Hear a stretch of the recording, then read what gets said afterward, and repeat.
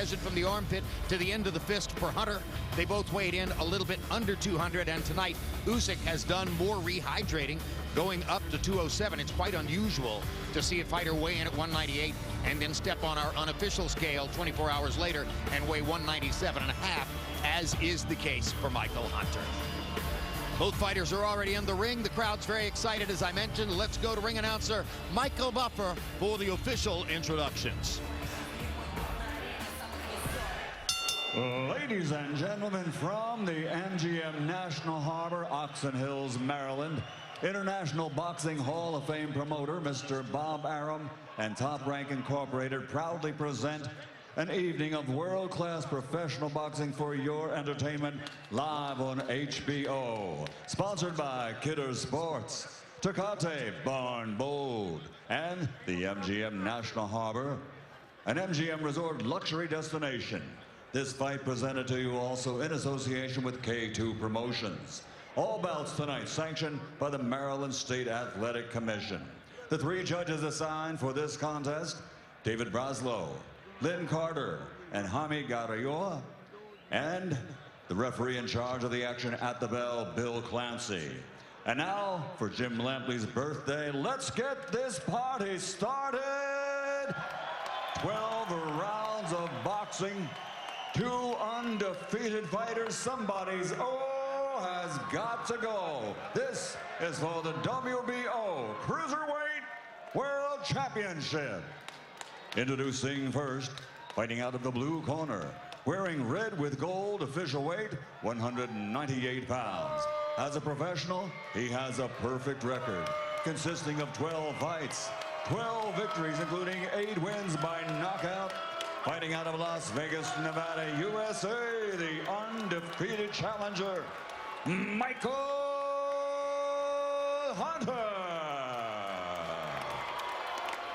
And across the ring, fighting out of the red corner, wearing white with black, officially weighing in at 199.4 pounds. His record also, like his opponent, a perfect one. 11 fights, 11 victories, 10 wins by knockout. He's Ring Magazine's best cruiserweight in the world.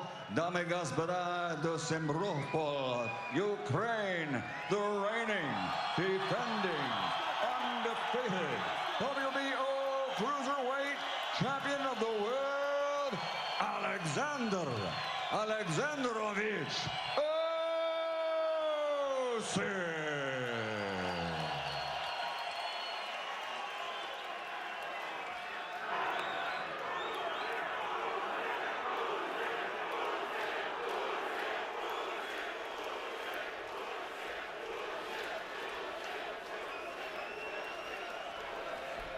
Let's go, fighter in chief second.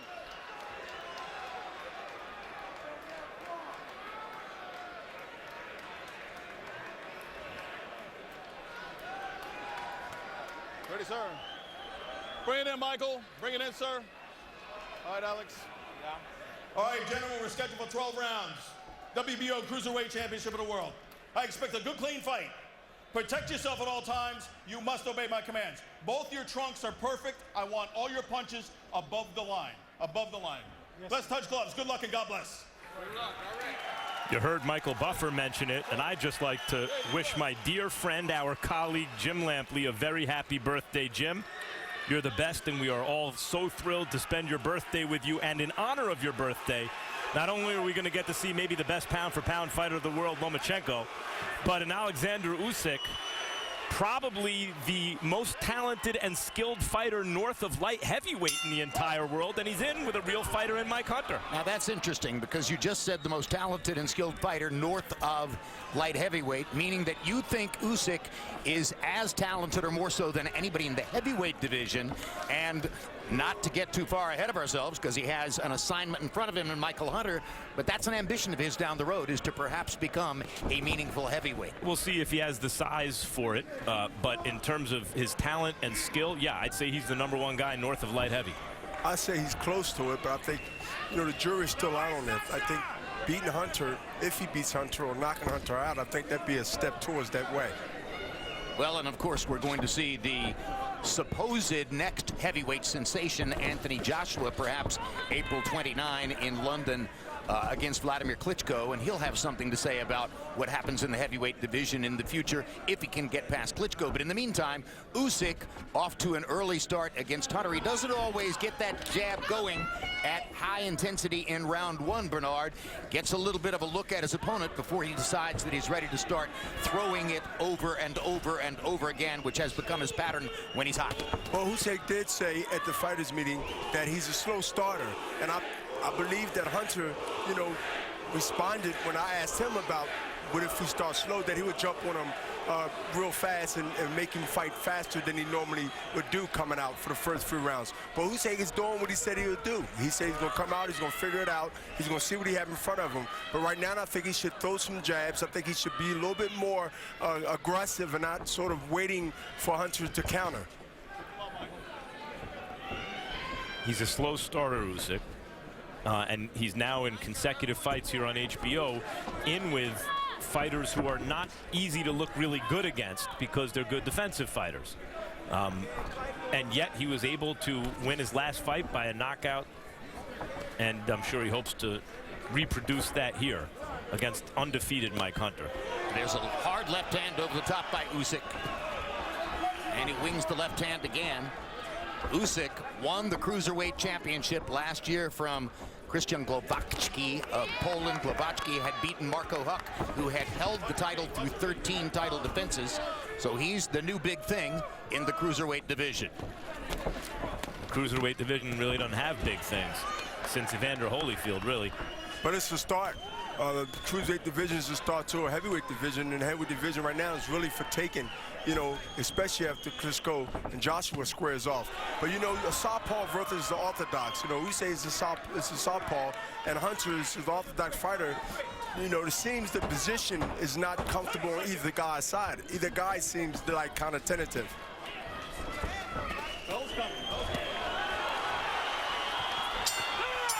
Comes to a close with Usik firing with both hands at the end of the round, and this crowd apparently heavily populated by Ukrainian Americans or Ukrainian expats, those who are fans of these fighters, making a lot of noise for Usik in the first round. Good? Yes. It's very nice. Defense good. You strong, you fast, okay? Nice, relax. Nice, relax, okay? I got you. Yeah. Good. Smart. He moved, no problem. You aim here. He moved his head, you aim here. Punch here, okay? No here, because he moved. You punch here, you punch here, you punch here. No here, okay? You ponyo? Yes, I'm okay. Very good. Deep breath. Second time. Way to work, baby. Keep that head moving. Next, step back. Round two begins. Michael Hunter of the United States in the red trunks with gold trim. Alexandr Usik of Ukraine in the Ukrainian colored trunks. You know, Alexander crowd chanting for him. Alexander Corner, Jim, was telling him to shoot for the chest and let his head run into the punch, shoot for the chest, and then throw that straight left hand up top, I assume. But, you know, he must throw more than one jab because Hunter is looking to counter with his right hand. Not only does Usik have the gold medal in the Olympics and a lot of amateur championships internationally, but at 30 nowadays, that's your physical prime. He's a mature fighter, and it comes across, I think, even in that first round against Mike Hunter, who has a quick boxing mind. Usyk's mind is working overtime, it seems to me, Bernard. Well, it is working overtime because, again, he's a slow starter, but you'll see him start moving up in his quickness and thinking and punching as the round goes on. Hunter should try to make him avoid that and try to keep him in that same slow mode that he's you know, used to coming out, you know, in the first 3 rounds. And you know what Hunter needs to do more? I think he needs to jump on Usik to make him fight harder than he expects to fight in this early in the fight.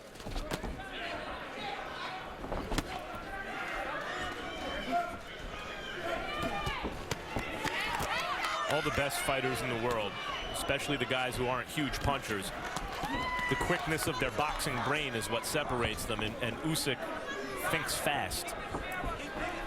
One thing I do like about Usik is that he covers real good. If you look at Hunter, he swings wild. There are a lot of arm punches and not leverage punches, where Jim, he can get a really a reaction from Usik. He's throwing more arm punches, desperate punches, more or less than punches that really count and matter. I see Hunter trying to do the right thing, trying to punch with Usik, landed a jab doing that. He's fighting cute, but Usik may be cuter.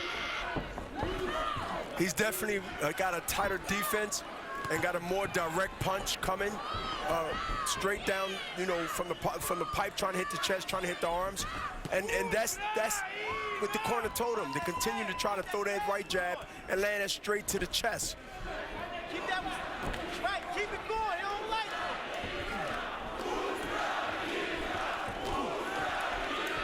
it. Usyk still trying to find that metronome rhythm which has defined his early career.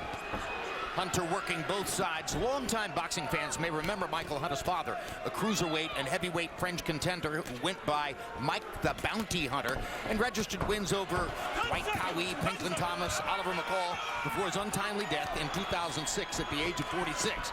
Tonight, Michael Hunter Jr. looks to win a title belt, something his father was never able to do.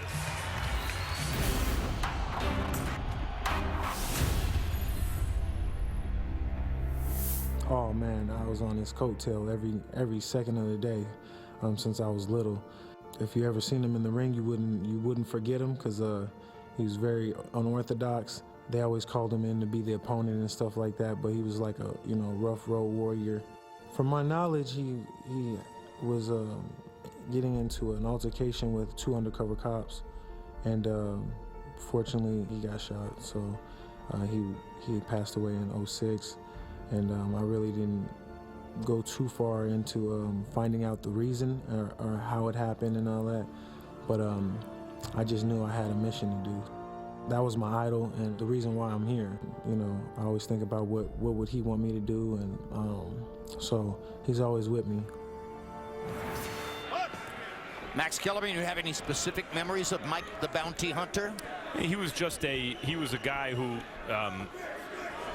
there are a lot of talented fighters in boxing. Not everyone has what Bernard Hopkins has and had, which is the kind of discipline and professionalism to get the most out of his ability. And Mike the Bounty Hunter was one of those guys where you felt like, had he had the kind of professionalism to get the most out of his ability, he could have really achieved a lot in boxing. As it was, he had some very good wins. In a 10-round fight, we go to our unofficial scorer, Harold Letterman, here in round 3. Harold, how'd you score the first 2? Okay, Jim, I got a 1-1, 19-19. In round 1, I thought Usik pulled out the round at the very end by landing some really hard shots. But in round 2, Mike Hunter went to the body, and I thought he landed some really good body shots with that right hand. I tell you the truth, watch the way he bangs the body. I mean, Mike Hunter is definitely a body puncher from what I see, and I think he did real well in the second round. So I've got it all even, 19-19, 1 round apiece. And let me correct myself, this is not a 10-round fight. It's a 12-round fight because Usik is defending the Cruiserweight Championship. Normally, we should have waited until round 4 to go to Harold. That would have been the normal pattern, but I jumped the gun, so I gave you a little extra bonus scoring from Harold. That's good. That's producing out of you, Jim. Extra Harold, nothing wrong with that. I was just eager. You know, I wanted to hear it. You know, watching Hunter do a veteran move, he pits his left hand to block Usyk's right hand, because he's southpaw, and he tries to counter with the right hand when Usyk misses, or when he blocks it like a shield and he comes with the right hand. Hunter comes to try to counter him with that right hand. Right now, Hunter's timing really good, hitting Usik, engaging when Usik is not expecting it. Has a real offbeat rhythm. Watch the foot movement of Hunter. Hunter is not standing still. He's giving subtle movements to the left and right. That's important for positioning, and it's making Usyk really reset himself and miss the target when he stepped forward. So Michael Hunter, with his movement and with his quick punching, is giving Alexander Usik trouble here in round number 3. And at this moment, Hunter in this round is landing punches while Usik is not. He's throwing more than Usik, and Usik has been thrown off a little bit by the rhythm of Michael Hunter in the fight. And I believe Hunter, Max, I don't know if you agree, is winning this round. Oh, big. He's winning the round big so far, and he's taken Usyk's left hand away by staying away from that side. He's stepping around Usyk's right foot, and Usyk's having to cross his left hand all the way over his body, and it's missing the target, and when it lands, it doesn't have a lot on it. But will Michael Hunter have the mental discipline and also the mental toughness to stand in there, because he just got hit? And I think it more woke him up than hurt, but if he had the mental discipline to continue to keep going through, then we can see something here real special. Well, Usik needed something positive to take out of the round, and he got it with that left hand that drove Hunter into the corner toward the end of the round. But through most of the round, Michael Hunter was giving Alexander Usik all he could handle. And there's a look at Alexander Usik, and on the right side, Vasily Lomachenko, as they watch their countryman and root for him to do better than was the case there in round number 3.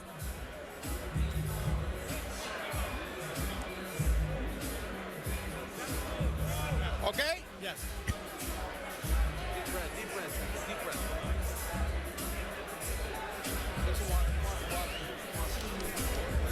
Smart, more combat, fast, fast, fast feet, pop, pop, fast, and combat, okay? And more levaya, strong levaya. Power punches in the 4th round. Hunter landed 11 to only 9 for Usik. Further evidence that Hunter was getting what he wanted out of that round. Usyk's trainer is the veteran Canadian chief second, cut man, helper, and trainer Russ Anber. Does a little bit of everything, and you heard him between rounds. Fast feet, need quicker movement. Well, that's exactly what Hunter had in that round. I think the importance of the right hook Usik landed was actually to give Hunter something to think about, well, while moving clockwise. But I think Hunter put enough, you know, action in the round to win that round. Easy. Even though he took a pretty good shot with the left hand. But you know, I'm starting to see Hunter go back to what he was doing the round before that. Is what? Step to the side, move, throw combinations, and have Usik churning, confusing, make him wait, make him hesitate. And he has to move in both directions, but primarily you see Hunter wanting to move clockwise. And Usyk's right hook could make him think twice about doing that, moving him in line to the left hand, which Usik would like to land. That was a really good round for Hunter. Not only did he move well, Bernard, but not every punch was thrown with maximum effort. He was tip, tip, tip, and then a shot. He's sort of telegraphing or softening Hunter up, thinking that these punches he can take, and then boom, here comes the left hand that really will hurt him if he catches him flush. One thing Hunter has done is to quiet the crowd. And early on, you'd have thought we were in Ukraine. You thought we were in yeah. If you're fighting a fighter like Usik, who has a big fan base here, you want to take the air out of the balloon right away. Is that a cut over Usyk's right eye? Well, I saw a red spot outside the eye between rounds. Have not yet seen a flow of blood. Usik, a couple of body shots as he starts going very concertedly to the body. Usyk's landing the heavier artillery, but that's partly by design with Hunter. He's not trying to land anything huge, just he's connecting. But Hunter cannot stay there. Because I believe Usik is much stronger when it comes to inside fighting, and he must keep him outside and churn him. The feet is important for Hunter. The movement is important for him to continue to do this. And now Usik, seemingly on his own, because I didn't hear Russ Anber mention this specifically, has gone to the body attack here in round number 4, throwing many shots around the waistline of the ribcage as he tries to change the momentum of the fight. He's also imposing his physical strength, as Bernard alluded to in this round, because Hunter's boxing was really giving him fits in the 3rd round, and he went to something else here, which is to impose his size and strength. Usik. Hard left hand by Usik. You know, Hunter takes a pretty good punch, because before this round, he took a good punch and he took it well. Now he needs to do is continue to try to pull him in and moves to the left or right and try to make Usik pay like he just did with a left hook. Good left hook inside by Hunter. 2 very skillful cruiserweights. Exciting fight so far. May 6th, don't miss the pay-per-view showdown between fellow Mexican superstars Canelo Alvarez and Julio Cesar Chavez Jr. from the T-Mobile Arena in Las Vegas. 2 weeks later, May 20, Terrence Crawford returns to the ring to defend his 140-pound title against 2008 gold medalist Felix Diaz of the Dominican Republic. That'll be in Madison Square Garden. And just announced this week, the June 17 rematch between Andre Ward and Sergey Kovalev Ward scored a controversial decision win over Kovalev last November. All right, step around. And you can work with him inside a little bit. You see what you bring, right? Step around. When we take it off, look at me. When the hands belong. Keep the fucking pressure. Keep pressure. And there you can see the abrasion outside the right eye of Alexandr Usik. Not bleeding yet, but perhaps he could. And now he flashes a wide grin at Bernard Hopkins as he nods at him coming back into the ring. Yeah, well, I'm not in his weight class and I'm retired. But he better worry about Hunter right now because Hunter has been not only a game fighter, but a fighter with confidence. And he got the right game plan if he can continue to be mentally disciplined to use it. And Bill Clancy, the referee, calls a halt to the action after what he deemed to be a low blow by Hunter. And Usik takes a little time to recover. Now they're back in action. What I saw from Hunter in the last round, Bernard, is you talk about the mental discipline. It's one thing to box well against the champion. When that guy then makes adjustments, the champion makes adjustments and has a better round, it starts bringing it to the contender. Does the contender get hoodwinked, convinced that he can't hang? Or does he come right back? Hunter came right back. Well, Hunter, he wasn't conned into thinking he didn't belong here. He's going to come back because, A, he's undefeated, and he's fighting Usik, who's undefeated. The mentality of both guys is they don't have a loss, and they don't want to lose. So it's a tug of war between who's going to give in and who's not going to give in. And Hunter right now is holding his own against Usik. Sometimes the contender might feel like the champion is like, you know, the tide is coming and there's nothing that can stop it. It's kind of destined. Well, both of these guys think they're champions because they're fighting that way. Hunter fought right back and is still doing his best and is, you know, maybe up on the cards. And in this fight, I believe as long as it goes the way it's going now, it's going to go down to nutrition and the best skills and who do the best strategy to be able to offset the other guy. And that means continue to move if it's Hunter or if it's Usik to continue to beat the body like he just threw 2 body shots just now. And there's the left hand because Usik finally has him moving in the direction he wants, which is counterclockwise. When Hunter moves that way, Usik has him lined up for the straight left hand. Hunter got to know that he can't stay there and be successful. And that's why he's grabbing. But he must not stay there. He has to stay in the middle, and he got to continue to move and get out of the way of fire. The geometry that changed was at the end of the 3rd round. Usik landed the right hook and gave Hunter something to think about moving counterclockwise, and that's been a boon for Usik. Alexandr Usyk's urge to throw as many punches as possible offers Hunter constant countering opportunities so that every time Usik gets Hunter in trouble, Hunter has the chance to land something back and shift the tide again. And it's happened several times in the fight. Hunter seems not to be throwing harder punches, but he's throwing punches consistent and is offsetting Alexandr Usik because he's trying to throw one big punch like he just threw a straight left, but he's not putting punches.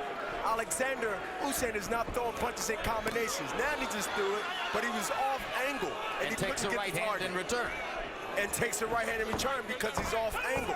He can't get in front of the guy and expect not to hit the guy if he's on angle. But Usik is beginning to achieve the punch-by-punch dominance he's looking for as he's had a big round here in the 5th, landing a lot of power shots.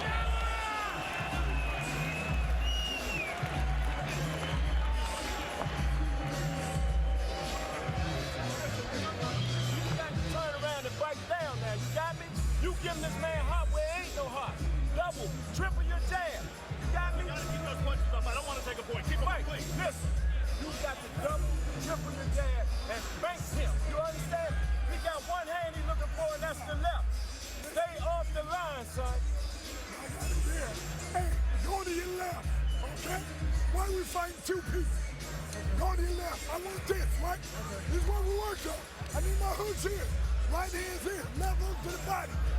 Fight one hand. Just for the world title. We don't get time. Comba, okay? Good comba. And Ivan, okay? Mike, please, keep him up. Right there. CompuBox numbers through round 6, they have landed, or excuse me, through round 5, coming into round 6, they've landed exactly the same number of punches, basically, with throwing more to this point in the fight, but in round 5 Usik landed 32 of 103 total punches, by far his best statistical round in the fight. You saw that Michael Hunter's trainer Otis Pimpleton has brought in Barry Hunter, the veteran Washington D.C. trainer, as a chief second in the corner, and Hunter did all the talking in the last between rounds period. That's not a bad choice, Max. He's a great tactician. Yes, and from the area, and does a great job.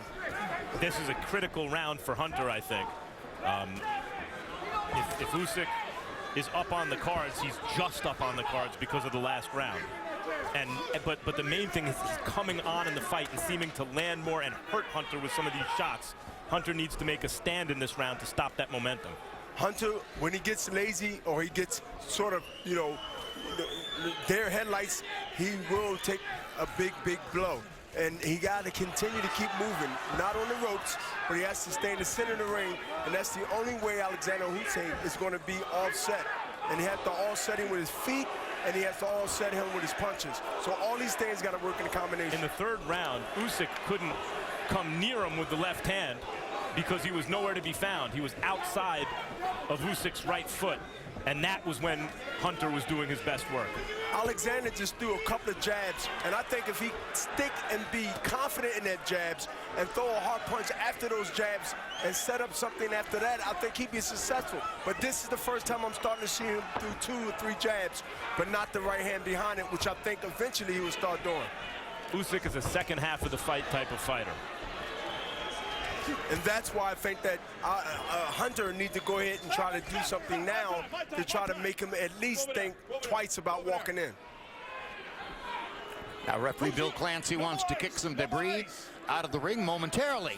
For the first 2 minutes of this round, it appears that the advice between rounds from Barry Hunter, no relation to Michael Hunter, has stabilized Michael Hunter again and put him back into the fight tactically after Usik had the big 5th round. Although Usik just landed 3 shots upstairs in a combination. And Hunter took it well. Hunter, he took it pretty well. I mean, he took it well and stayed there, and he continued to throw punches as he just threw a right uppercut right there from the angle. Fighters like Usik, who are good second half of the fight fighters, it reflects conditioning, but look at this, but also boxing IQ. Bernard, you were that way. Floyd Mayweather's that way.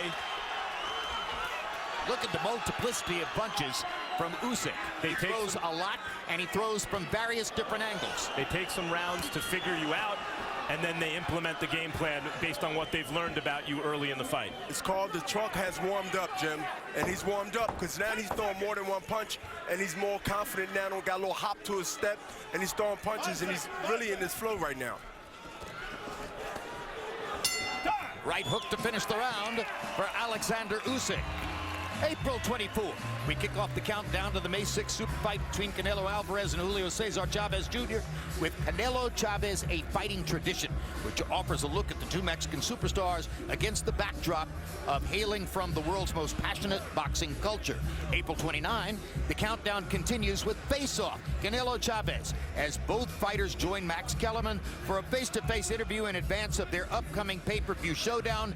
Max, one word to characterize that face-off? Intense. Okay, looking forward. Deep breath, hold it. Deep. Listen. Can you give me a good round on that? You got him going, okay? Let's go.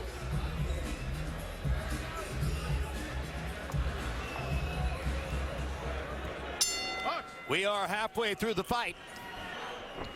Alexander Usik of Ukraine in the blue, yellow, and white trunks. Michael Hunter of the United States in the red with gold trim. Harold Letterman, halfway through. How do you have it so far? Okay, Jim, I got it 4 rounds to 2. 58-56, Alexander Usik. You know, Jim, somebody said a few rounds ago, I don't know who it was, but somebody said that, you know, they don't exactly look the same size. They don't. I mean, watching these 2 guys, I swear to God, I think Usik is 10 pounds heavier and certainly a lot stronger and certainly landing a lot harder punches. Michael Hunter scores. He piles up his points, by getting off first. He gets that left jab in Usyk's face, just like he did there. He gets off first, and and the judges got to give him credit, just like he did there. But I've given Usik the last 3 rounds. I thought he did very well in 5 and 6. I thought he hurt Hunter in 5 and 6. 4-2, Usik. And here's how good your eyes are, Harold. You say that you think Usik looks 10 pounds heavier. Correct. On our unofficial HBO scale, Usik was 9.5 pounds heavier at 207. We're way off, as Harold, opposed to way off. 97.5. Yes. So good look. A half a pound, Harold. You're slipping. I'm telling you.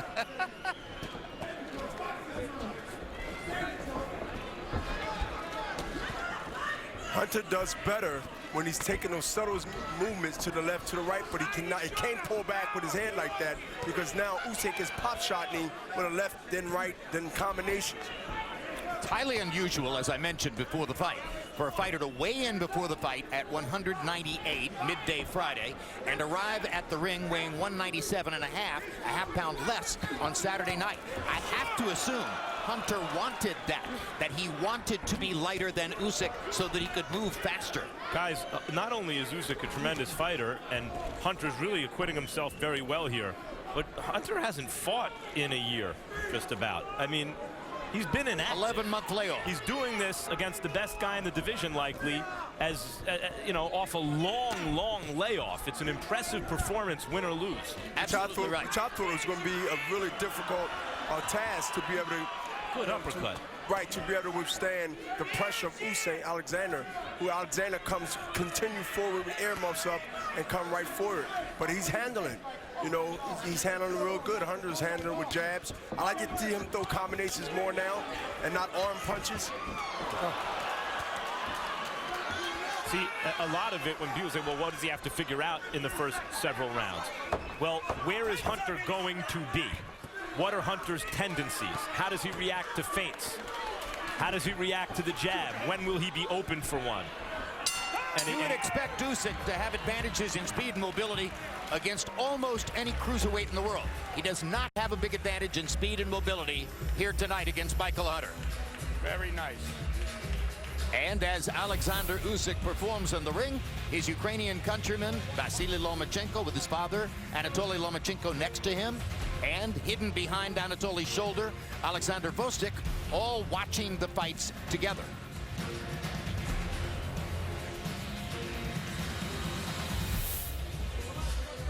Bueno. Hey, he cannot get confidence. You fucking machine, remember? You machine, okay? You machine. You work, not him work. Get confident. You break it, okay? Okay. You remember in gym, levaya. Let him go, fuck it down.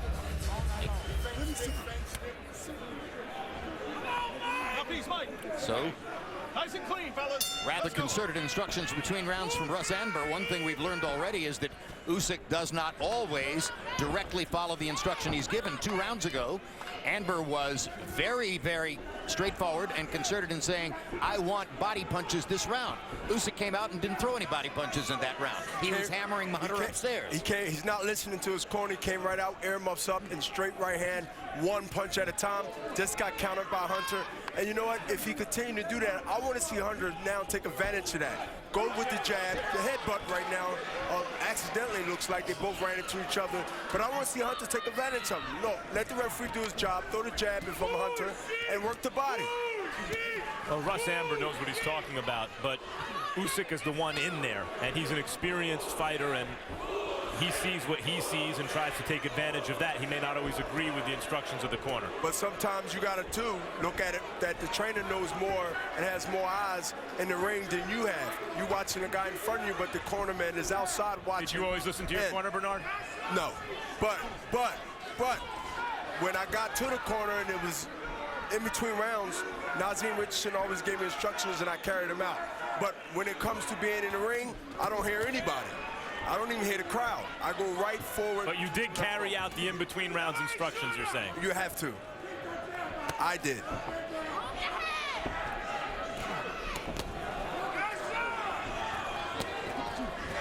You want to see an accurate puncher? When you're in against a defensive fighter, And look what Usic's doing. And you're able to land combinations upstairs in the middle of the ring. And that's very impressive. And Alexander is what we call rubbernecking. He's rolling with the punches, but it definitely don't look good on TV, I don't think, when you're rooting for Hunter, but it don't look good for the judges who they're going to vote for, because the judges not going to believe you're winning when you get hit like that, and or rubbernecking. Hunter came back with some good shots of his own just then. But I don't think there was shots enough to get Usic's attention, because they're more arm punches, and he's not getting any respect from Usyk because of those light punches. Accurate, but not meaningful, or punches that make you respect Hunter's power.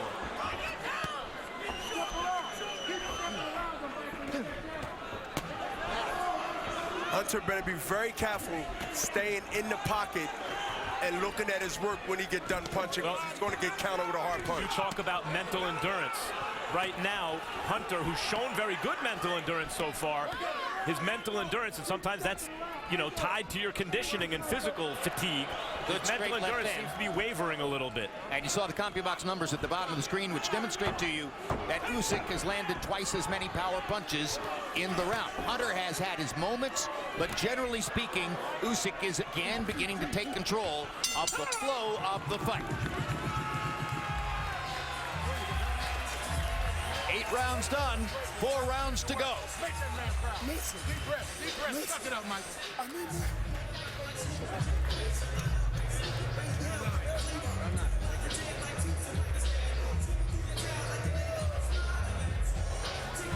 Very nice.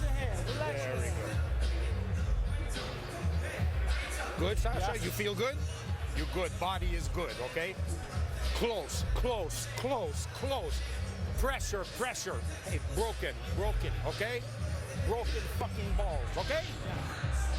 Hunter is on his heels, but now he's trying to hold, but when he's on his heels, he get caught with punches going back, and then he tries to roll, what we call rubberneck in boxing. He needs to stay off the rope, and he needs to try to fire back when he's being fired on. Is there a danger with Hunter moving as much as he is that when he gets caught, he gets knocked off balance and makes the punch look bigger for Usik than was actually the case? It is a danger, especially when he's not punching. He must punch. If he's going to move back, he must move not straight back. He must move to the left or the right to avoid any contact. He was rubbernecking a lot, and a lot of those punches were missing. But I have seen instances in this fight where Usyk's been able to land a 1-2 at least upstairs in the middle of the ring, and that's not easy.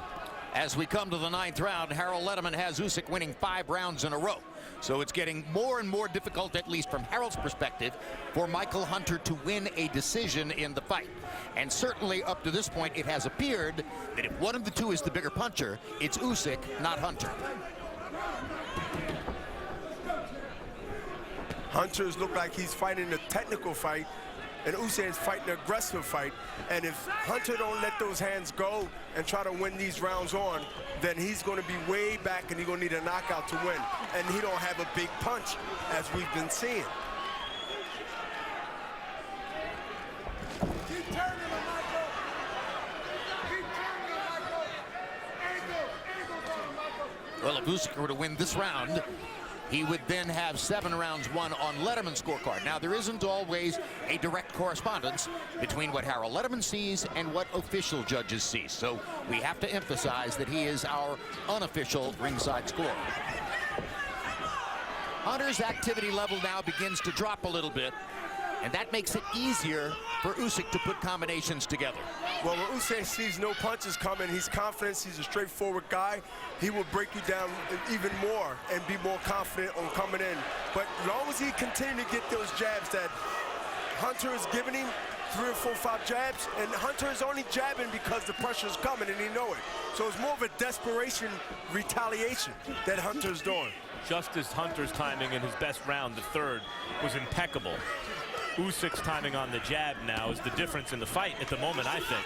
Bernard, he's able to land it and throw it when Hunter's not expecting it. Now it's Usik with the kind of offbeat rhythm on the jab that's disrupting everything Hunter's trying to do. Well, I think Hunter is expecting it to come from anywhere, left or right, you know, but I think his reaction to it is not quick enough. And you know what? Maybe he's low-winded. He took a lot of punches. He's showing up through a lot of punches. But I think the pressure, the mental pressure that he's feeling every round is sort of making him hesitate and sort of wear him down mentally.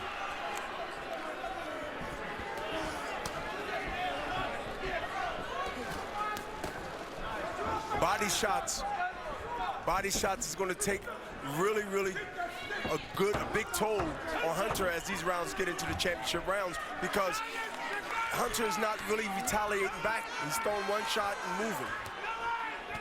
Hunter looked off that punch well, but to your point, Bernard, that may have scored on the judges' cards.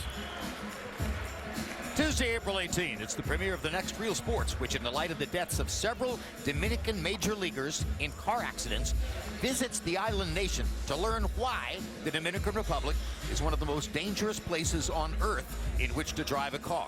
April 19, the fight game returns. Join me, Max Kellerman, Bernard Hopkins, and Melissa Stark as we look ahead to Canelo versus Chavez and try to make sense of Triple G's close call and Chocolatito Gonzalez's controversial loss in Madison Square Garden. Jab, keep falling low. Look underneath with the up. You got me? Not from a distance. Hold the phone, get in there, and shoot that shit underneath. Okay. All right? Let the jab set it up. This comes back up. No, step. CombiBox numbers through round 9 as we go into the 10th. Usik has 55 more landed punches now than Hunter, has thrown 25 fewer. And in round 9, Hunter went only 11 of 49. Low for the fight, both in landed punches and in thrown punches. So Hunter's energy level dropped significantly in the 9th round. Hunter's starting to feel those body punches, but to get his energy up, he's going to have to do this. Jab, step to the left, step to the right. He must continue to churn Usik every chance he gets. As long as he's standing in front of him, he's not going to win these rounds, and he's not going to be able to be effective. Harold, give us your unofficial score to this point in the fight. Look at it, 88-83. 7 rounds to 2, Alexander Usik. You know, Jimmy keeps backing him up. I mean, early in the fight, Hunter was getting off first, you know, scoring points by getting off first, backing up Usik. But the last 5-6 rounds, Usik is just backing him up. In round 8, I thought Bill Clancy was looking at Hunter like he was just about ready to stop the fight. I mean, I think Hunter's been hurt seriously a couple of times. It just goes to show how Usik has got more power than Hunter does. Anyway, 7 rounds to 2, Alexander Usik. The left hand to the body is the second time I saw it hurt Hunter this round. That's the 3rd time right there. See where Hunter's elbow's placed after those left hands to the body? And Usik sees it to his credit. Not enough fighters follow up on those kind of advantages, especially to the body. Usik is relentlessly pounding the same spot with the left hand. That's 8 or 9 of them now. He got a reaction. Usik got a reaction. It was a straight left, Max, right from a southpaw stance. And you know what? Hunter had no answer for that. Well, his answer is the uppercut now. As Usyk's leaning in, he's trying to ward him off with the uppercut, but defensively, he doesn't have anything for him. But Usik now should go up top, fake it to the body, and go right to the top of the left or right hook, or both. It's really interesting to watch Usyk's tactical flow. Some rounds, like this one, he goes body, body, body, body all the time. Some rounds, like the preceding couple of rounds, it's all upstairs. And I think he's doing it to throw the opponent off. Well, and I think in this round, he just noticed that he hurt Hunter with the left hand to the body, so let's keep going there. Hunter's starting to load on the right uppercut to try to stop it. Hunter right now is just basically holding on right now for rounds to this round to end and hopefully get into the next one with a better vision. I think right now he's getting hit with some good shots, and it might be over this round. Yeah, that's those left hands to the body that did it. Now those punches not connecting, and he's telling Usik to come on, but if he get hit with a solid shot, I don't think he's going to recover, Max. Well, the right uppercut is Hunter's best friend right now. Hunter fighting back. Just at the moment you thought he might be giving in, he responds with another rally of his own. But all in all, look at him, he's loading. Usik, based on those body shots, has had a big 10th round. Good right hand by Hunter. Usik keeps firing.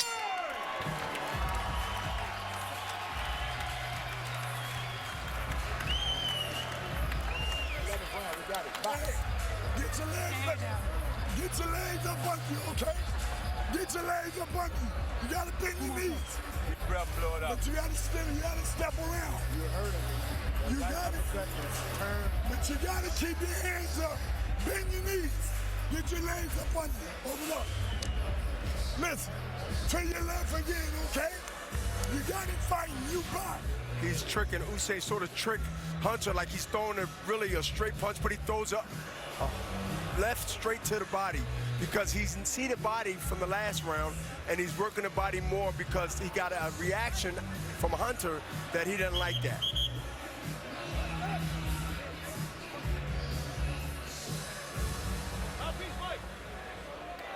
Let's go, let's go.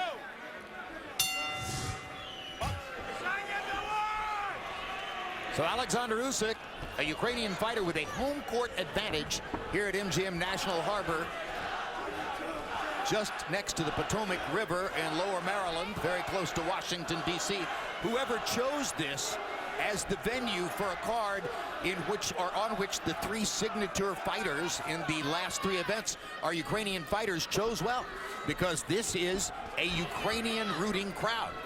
They've been rooting for Usik, and quite clearly they'll probably do the same thing for Vostok. And then when Lomachenko comes into the ring, well, he's the person they're here to see.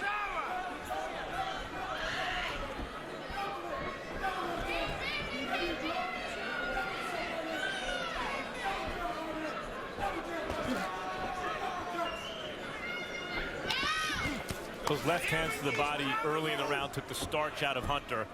And then later just he punished Hunter. And I was about to say he's looking for that again, I'm sure. And he just landed one, like in the previous round where he landed it early. He didn't go back again for about 30 seconds. And then he started tattooing Hunter in that spot with the left hand.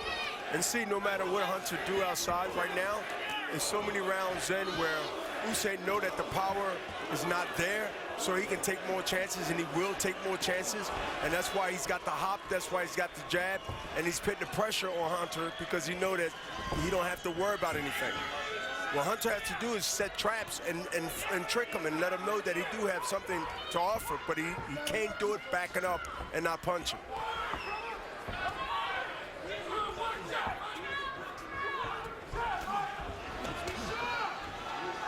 Break, step, step, step, lock. This is where the extra weight that Usik is bringing in and the power and the strength become overwhelming to Hunter. And it looks like Hunter is just right now just trying to avoid any big punches because he won't be able to retaliate back. And this is the first time that Michael Hunter has been to the 11th round. Usik went the distance in beating Plavatsky for the cruiserweight crown, so he has been in this situation before. Hunter just took 3 or 4 punches upstairs, took it well, but if he continued to take punches like that and not get the respect from Usik, I think it was going to be really, really coming to an end.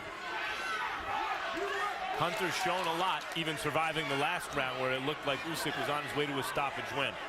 Has Hunter shown a great chin, or should we question Usyk's power? I don't think Usyk's a devastating puncher. He's not a terrible puncher, but obviously not a big one.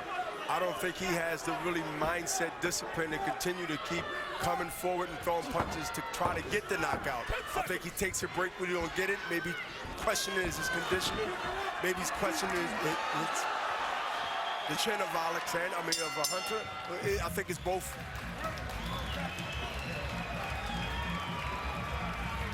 Power punches through the 11th round. Usik has landed 190 out of 363. That's 52%. He's never had Hunter anywhere close to being knocked out or going down. Stepping around, but you gotta work. I need you moving your hands. Bring your hands, both hands back up. Michael, touch him up. Good luck to you. I need you to keep working. You got it, dog. This is championship round, son. You gotta let it go. You feel me? How you feel? Like the champ. And you work defense, defense, and combat. Okay? Okay. Okay? Yes. All right. Last round, champion. Deep breath. Finish strong. Deep breath. Finish real strong, man. Okay. Here's an interesting number, guys. In his last 6 fights, Usik was landing an average of 9 power punches per round. Very jab-centric offense. Tonight, he reverses it. He's landing 17 power shots per round. Far fewer jabs than has been the case in the past. That suggests a full toolbox and the ability to take out the tool necessary to get the job done. And that's what he done well. He took it out. He had some problems doing it earlier, but then he got warmed up. He got warmed up, got adjusted, and figured out what he needed to do, and he's been doing it ever since. I think we can surmise that all of Hunter's movement in the second and third rounds convinced Usik that his jab wasn't going to be as effective tonight and that he would have to dig to the body to win this fight. Although I do think the jab helped set up the offense midway through the fight and was useful for a while, though you're right, he seems to shelved it after the middle rounds. It took him a while to start throwing it. He used it for a couple rounds and put it away. Again, like I said, when your opponent realizes that he can take your punches, he will take more risk, and he will come forward with all the skills that he has. And Harold Letterman gave the second and third rounds to Hunter. In the fourth round, Usik began firing to the body and learned that he could land to the belly. That changed the fight. Took the legs out of Hunter, and right now Hunter is hurt with a left hook, and it might be over. This would be big for Hunter to survive this right now and go the distance. Referee Bill Clancy watching carefully. Usik drives Hunter into the ropes again. Hunter should take a knee here if he wants to go the distance and clear his head. Instead of trying to stay upright where he's likely to get stopped, take a knee. Well, he's getting hit with some blows, and right now he's in danger to get knocked out. Yep. Bill Clancy is giving a standing count to Michael Hunter. Yes, because his butt hit the ropes. His butt hit the ropes. So he's being generous and saying that the ropes held him up in order to give him a little breather because Hunter wasn't wise enough to take one himself. Now he's going to take a really big beating because he can't defend himself, and he's really hanging in the wind right now. I think he should stop this fight. Clancy's doing everything possible to try to let Hunter finish the fight. Out of respect for what the fighter has done, but he may get Hunter hurt as the result of that decision. But Jim, even if Hunter hit Usik with anything, he can't hurt him because he don't even have his bearings or legs, or his mentality is not there to fight back. No, I think Clancy's taking a risk with Hunter's help. I agree, and the corner is as well, and Hunter is as well. But I think Hunter is fighting for the pride, wise or not, of going the distance with the champ. Usik should be going right to the body because that right now will really take everything out of Hunter. And now Hunter's going to survive this and probably finish the fight. Maybe not. Even though they're 8 seconds, it's not too late to stop it. 8 seconds is a long time. Long time. No punches back, and over 10 punches been thrown just now. He made it. Not as if the competitive issue was in doubt. Bill Clancy leans over backward to allow Michael Hunter to finish the fight. And that's one of those instances where you can see the argument on either side. I think generally in those situations err on the side of caution, but Hunter, as it turns out, does go the distance. Now we have a technical innovation here called RefCam. Bill Clancy is actually wearing a camera in the ring. And now we're going to show you some of the action in that round back from the RefCam in real speed, in real time, and let you see what it was that Clancy was looking at. This is his angle. And we're going to take you all the way through the standing count, which took place because Clancy gave Hunter credit for having hit the ropes with his butt, in effect calling that a knockdown. Claiming the ropes held him up. That would be the rationale for the standing 8. Right there. Very exciting round for the Ukrainian fans who have been chanting Usik, Usik, Usik throughout the fight. You good? Clearly, Michael Hunter wanted to finish at all costs, and he did. By the way, the ref got that right. The ropes did hold him up. Without the ropes there, it would have been a knockdown. Likely.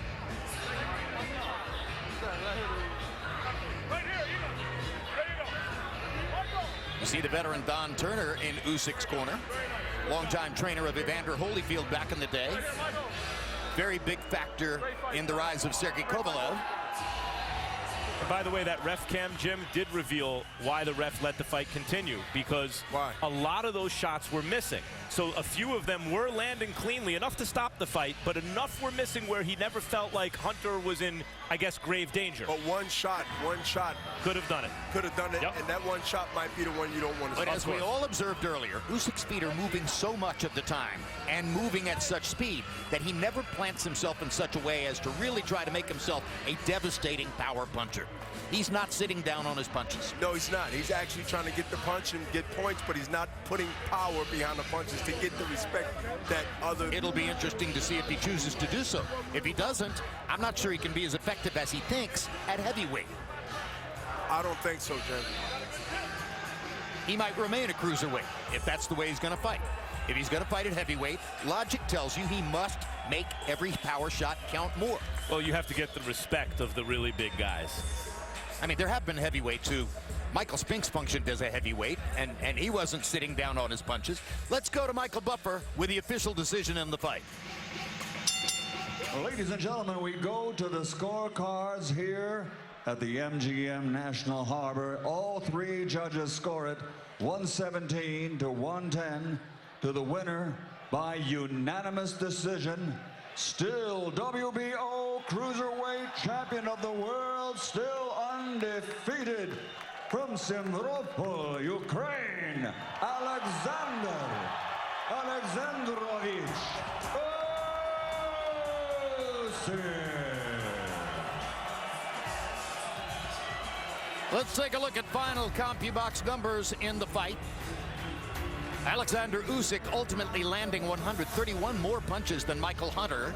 They were fairly even through 4 rounds. Usik throwing 111 more punches and throwing 239 out of 453 power shots, landing at a 53% percentage. Hunter, whose feet were moving all the time, not able to land nearly as consistently with his power shots. And in the jab category, Usik throwing 452. So ultimately, he averaged nearly 40 jabs per round, landing at an 18% percentage, which is higher than most fighters land at.